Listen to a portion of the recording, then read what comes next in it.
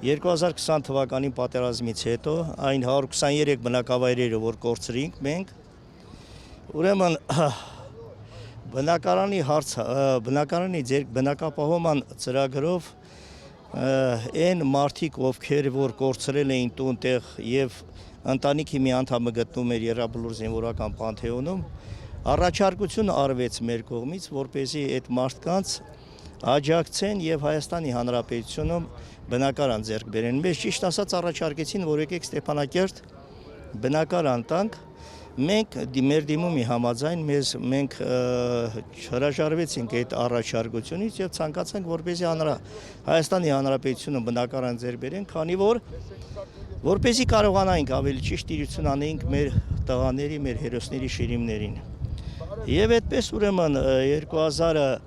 2022 թվականի մայիսի 10-ին կառավարության 505 որոշմամբ, Արցախի Հանրապետության կառավարության 505 որոշմամբ,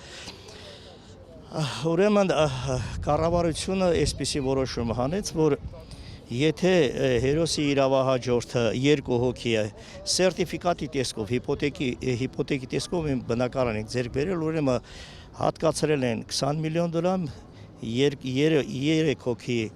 հոգուն հատկացրել են 21, 4 եւ ավելին 22 միլիոն դրամ, նորից եմ ասում սերտիֆիկատի տեսքով։ Եվ իհարկե մենք էլ մեր գրպանում այն խնայողությունները, որ ունեինք, մեր երեխեքի արյան փողերը դրել ենք ու ամենքս բնակարան ձեռք բերել տարբեր տեղեր, եւ Երևանում, եւ Մասիսում, եւ Աբովյանում, եւ Էջմիածնում, եւ Աշտարակում տարբեր տեղեր։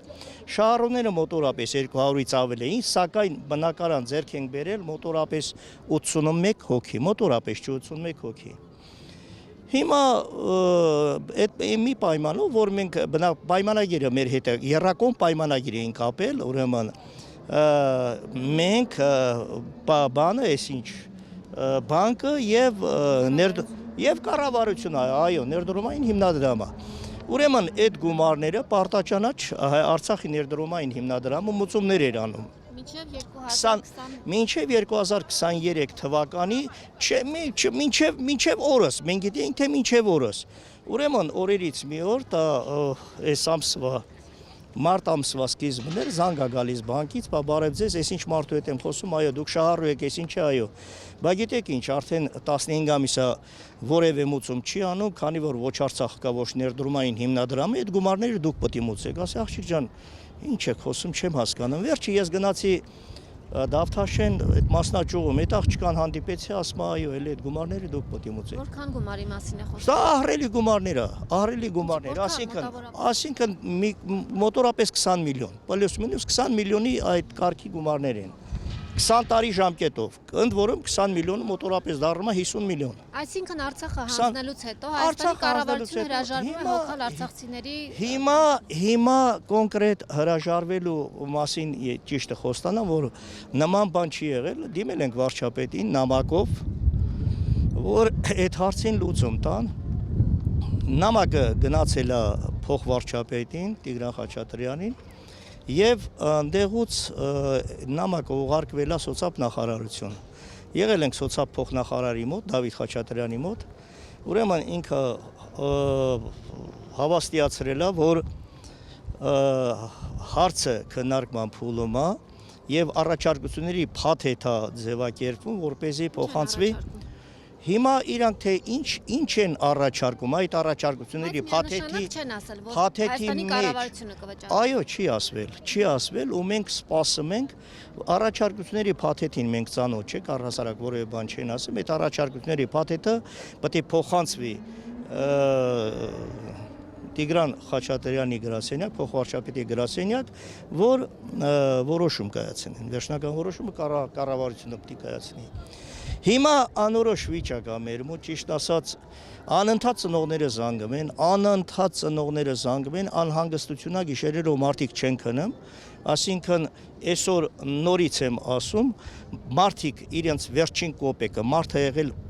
պարտքով վերցրել այդ գումարը, մարդ ա եղել իր երեխային վերջին կոպեկները դրել այդ բնակարանը ձեռքա բերել։ Այսօր կոնկրետ, եթե ես իմ ընտանիքի վրա վերցնեմ, ասենք ես ունեմ 4 հոգուց բաղկացած ընտանիք, մեկը ուսանող է, մեկը անչափահաս դպրոցական երեխա է, ես թոշակառու, կինս 90,000-ով աշխատող է։ Հիմա այդ գումարները ոնց պետք է մուծի, ով պետք է մուծի եւ իմ նման տասնյակ ընտանիքներ, նորից եմ ասում, մեկ գումարած 81 ընտանիք։ Հիմա չեմ անում, ինձ թվում է կառավարությունը այս անգամ խոհեմ կգտնվի ու այդ պարտավորությունը կվերցնի իր վրա։ Ես ոչ թե համոզված չեմ, բայց հույս կա, որ նորից եմ ասում, ժողովուրդը սրտատրոփ սպասում են կառավարության որոշմանը, թե որոշումը երբ կլինի չեմ անա։ Հիմա ճիշտ ասած ստեղ էի, որ Տիգրան Խաչատրյանը ասեցին գալու է, ասի մի երկու հարց էլ ես տայի, հիմա ասում ինչ որ կառավարությունն ընդունելություն անամ։ Այսքան բան այդ բնակարանային հարցով։ Իսկ հայրենիքի հարցով։ Հայրենիքի հարցով գիտեք ինչ, Ժորժ ջան, ուղղակի այսօր մենք պետք է մի քիչ երկար ապրենք, որ կարողանանք հետադարձի ճանապարհ լինի։ Բոլորս էլ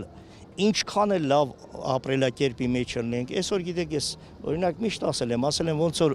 վայրի թռչունը բերես գցես մի վանդակի մեջ պահես։ Այսօր այդ կարգավիճակով մենք ապրում ենք,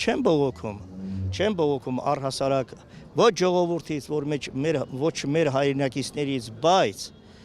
մենք ծնվել եւ մեծացել ենք Արցախում։ Ամեն ինչը ընդեղում մեր համար հարազատ էր։ Այսօր ամեն ինչ թողած եկե հասել ենք մեր մայրաքաղաք Երևան, նորից եմ ասում, սաղ սրտատրոփ սպասում են վերջնական որոշմանը, թե հիմա անվտանգության երաշխիքները ինչ ձև կապահովեն, ոնց կլինի, ինչ կլինի, դա արդեն մեծամասամբ այն մարդկանցից է կախված, ովքեր բանակցում են, բայց այսօրվա վիճակով իրականում հույս չունեմ, այս պահի դրությամբ տեսնենք, համենայն դեպս հույսով ապրում ենք, հետ վերադարձի հույսով մենք ապրում ենք բոլորս, բոլոր արցախցիներս։